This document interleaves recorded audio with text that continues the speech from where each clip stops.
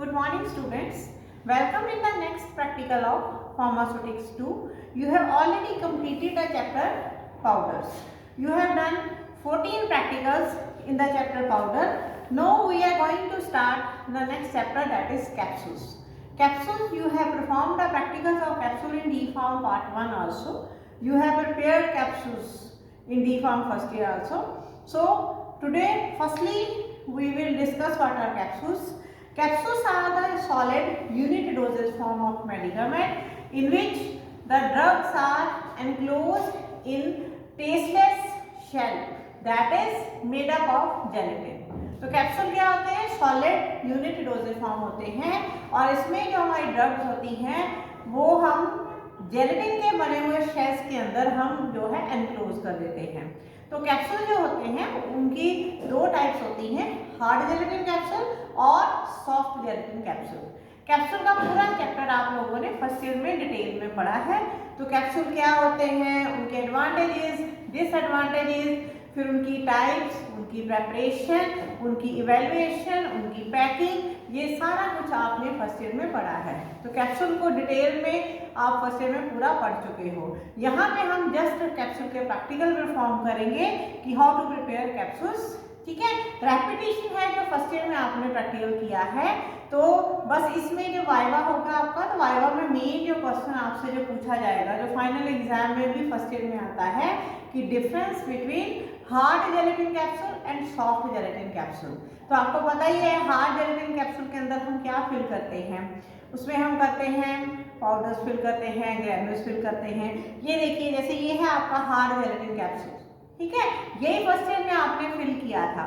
इसके दो पार्ट होते हैं, एक बॉडी और एक कैप। जैसे नीचे बॉडी है और ऊपर ये पिंक कलर का कैप है। और जो आपके सॉफ्ट जेलेटिन कैप्सूल्स होते हैं वो भी आपने देखे हैं, उनके अंदर हम लिक्विड फिल करते हैं, सेमी सॉलिड फिल करते हैं और वो सिंगल यूनिट होते हैं, उनको आप ऐसे सेपरेट नहीं कर सकते, वो सिंगल यूनिट होते हैं। जो हार्ड जेलेटिन कैप्सूल्स होते हैं उनके जो डिसइंटीग्रेशन टाइम होता है दैट इज 30 मिनट और जो सॉफ्ट जेलेटिन कैप्सूल्स होते हैं उनका डिसइंटीग्रेशन टाइम जो होता है वो 60 मिनट्स होता है। तो और इनके जो इंग्रेडिएंट इनकी फॉर्मुलेशन में हम यूज करते हैं उनमें भी डिफरेंस होता है। जैसे सॉफ्ट जेलेटिन कैप्सूल्स में आपको प्रिजर्वेटिव भी डालना पड़ता है क्योंकि बहुत सॉफ्ट होते हैं, उनके अंदर मॉइस्चर का कंटेंट बहुत ज़्यादा होता है, प्लास्टिसाइजर उनके अंदर डाले जाते हैं। तो ऐसे मतलब ये जो डिफरेंस है हार्ड और सॉफ्ट के, ये आप लोगों को बहुत अच्छे से लर्न करने हैं। अब हम यहाँ पे हम सिर्फ प्रैक्टिकल की बात करेंगे कि आपके जो प्रैक्टिकल्स हैं, तो आपका जो प्रैक्टिकल नंबर 15 है वो क्या है, वही पहले आपने वो चारों चीजें लिखनी, फॉर ए सेक्स एड्रेस। उसके बाद RX क्या है, एसिटाइल सैलिसिलिक एसिड, जिसको आप वैसे आप पढ़ोगे केमिस्ट्री में भी, ये केमिकल नेम है, किस ड्रग का नेम है, ये एस्पिरिन का। तो एसिटाइल सैलिसिलिक एसिड है 300 मिलीग्राम, पैरासीटामोल है 150 मिलीग्राम और कैफीन है आपका 50 mg। ठीक है, तो ये है इसका फॉर्मूला इस कैप्सूल का। आपने क्या लिखना है, फिएट कैप्सूला मिटिडेज क्वाट्रा। फिएट कैप्सूला मींस मेक कैप्सूल, ठीक है, सेंड सच 4, 4 कैप्सूल आपने बना के सेंड करने हैं। सिग्ना क्या है, डायरेक्शन, यूनस डोलेरे अर्जेंटा सुमेंडा 1 to be taken when the pain is severe. Unus means 1, Sumenda means to be taken, Dulere Argenta means when the pain is severe. ठीक है, तो ये आपका जो है ये डायरेक्शन हो गई। अब इस कैप्सूल की जो है ये होते क्या है, एनाल्जेसिक कैप्सूल्स की टाइप में ये आते हैं। आपने इनके अंदर जो ड्रग्स डाली है वो क्या है, एनाल्जेसिक एंटीपायरेटिक। ठीक है, और कैफीन जो आपने डाली है, कैफीन जो है that is basically CNS stimulant. और इस प्रेपरेशन में आपने क्यों डाली है, ये इन दोनों ड्रग्स के एक्शन को पोटेंशिएट करती है। ठीक है, आपको पता है एस्पिरिन भी एनाल्जेसिक एंटीपायरेटिक है।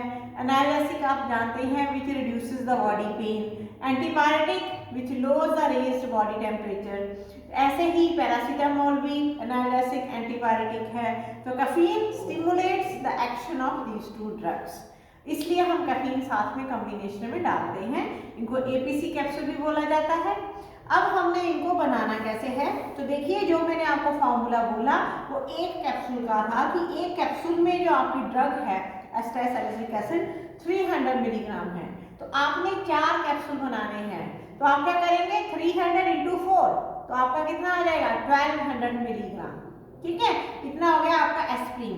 पैरासीटामोल एक कैप्सूल में आपकी है 150 mg, आपने बनाने हैं 4, तो 150 इंटू 4 600 मिलीग्राम।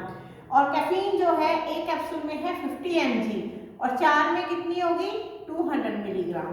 तो आपने एस्प्रिन लेनी है, आपने जो 1200 मिलीग्राम ये हमने वे करके रखी है, पैरासीटामोल 600 मिलीग्राम और कैफीन जो है वो 200 मिलीग्राम। अब एक कैप्सूल में अगर आप टोटल वेट देखें ड्रग्स का कितना बनता है, 300 मिलीग्राम एस्प्रिन, 150 मिलीग्राम पैरासीटामोल और 50 mg कैफीन, तो इनका टोटल कर लीजिए तो एक कैप्सूल में जो वेट बनता है दैट इज 500 मिलीग्राम। यानी जब हमने कैप्सूल फिल करने हैं तो हर कैप्सूल के अंदर 500 मिलीग्राम ये ड्रग का मिक्सचर होना चाहिए। अब हम इसको बनाते हैं, तो हमने वही पेस्टल वाटर लिया, उसको वॉश किया, ड्राई किया, बिल्कुल ड्राई होना चाहिए, अगर ड्राई नहीं होगा तो मॉइस्चर आ जाएगा। तो अब आपने जो ड्रग्स इसमें डालनी है ascending order of their weights, ठीक है, जैसे जैसे वेट बढ़ेगा उस हिसाब से आपने डालनी है। तो सबसे कम ड्रग कौन सी है आपकी कैफीन, ये देखिए आपने सबसे पहले कैफीन डाली है क्योंकि ये 200 मिलीग्राम है और इसको आपने डाल के अच्छे से ट्रिचुरेट करके और फाइन पाउडर में कन्वर्ट कर लिया है। कैफीन के बाद नेक्स्ट आती है आपकी ड्रग पैरासीटामोल। तो पैरासीटामोल आपने इसके अंदर थोड़ी थोड़ी करके डालनी स्टार्ट कर देनी है, ठीक है। 600 मिलीग्राम पैरासीटामोल आपने इसके अंदर डाल देनी है। ये दो ड्रग्स आपकी मिक्स हो गई, कैफीन और पैरासीटामोल। अब थर्ड ड्रग आपकी जो सबसे ज़्यादा अमाउंट में है वो है आपकी एस्प्रिन। अब एस्प्रिन डालेंगे आप थोड़ी थोड़ी करके इसके अंदर और मिक्स करते जाएंगे।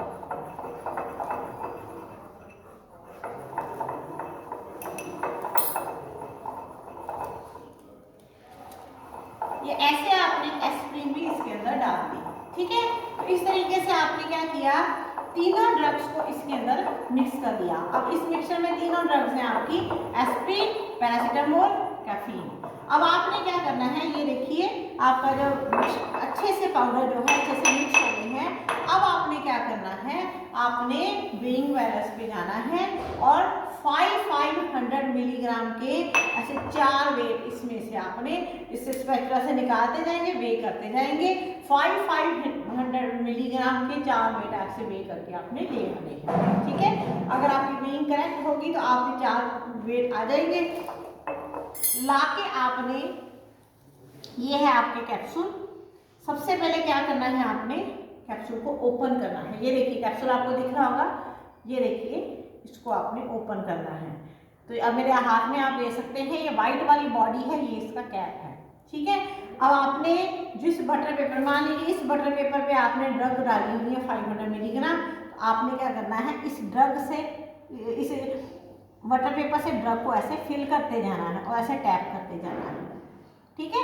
ऐसे करते करते आपने 500 मिलीग्राम इस जो पोर्शन है बॉडी का इसके अंदर फिल कर देना है और इसको फिर आपने कैप के साथ बंद कर देना है, ठीक है। इस तरीके से आपने चारों कैप्सूल फिल कर लेंगे, क्लियर। इस तरीके से आपके 4 कैप्सूल जो है वो रेडी हो जाएंगे।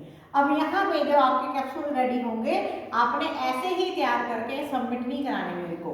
अब ये जो कैप्सूल्स होते हैं, क्योंकि ड्रग जो होती है बिटर है तभी हम उनको कैप्सूल के अंदर डाल रहे हैं, तो बिटर ड्रग साइडों को भी लग सकती है और डेलिकेसेंट भी हो सकता है मटेरियल, तो वो भी कैप्सूल की शेप को खराब कर सकता है। इसलिए कैप्सूल फिलिंग के बाद उनको क्लीन करना, उनको पॉलिश करना बड़ा जरूरी होता है। तो अब उसके लिए बेस्ट मेथड क्या होता है कि कॉटन का टॉवल बिछा के उसके ऊपर थोड़ा सा लिक्विड पैराफिन आप स्प्रिंकल कर दीजिए, कैप्सूल्स वहाँ पे बिछाइए और ऐसे ऐसे आप उसके अंदर रब कर लीजिए टॉवल के अंदर। उससे क्या होगा, आपके जो फिंगरप्रिंट्स हैं, जब हम कैप्सूल बनाते हैं तो हमारे जो फिंगरप्रिंट्स कैप्सूल के ऊपर छप जाते हैं, तो वो हमारे जो फिंगरप्रिंट्स हैं वो भी उस कैप्सूल की बॉडी से रिमूव हो जाएंगे और साथ में आपके जो कैप्सूल्स हैं इनमें प्रॉपर शाइन आ जाएगी। ये प्रॉपर पॉलिश हो जाएंगे। तो प्रॉपर पॉलिश करने के बाद वो पॉलीथीन के छोटे पैक में आपने जैसे पाउडर के लिए आता है उसके अंदर डाल के आपने ये कैप्सूल हमें सबमिट कराने हैं।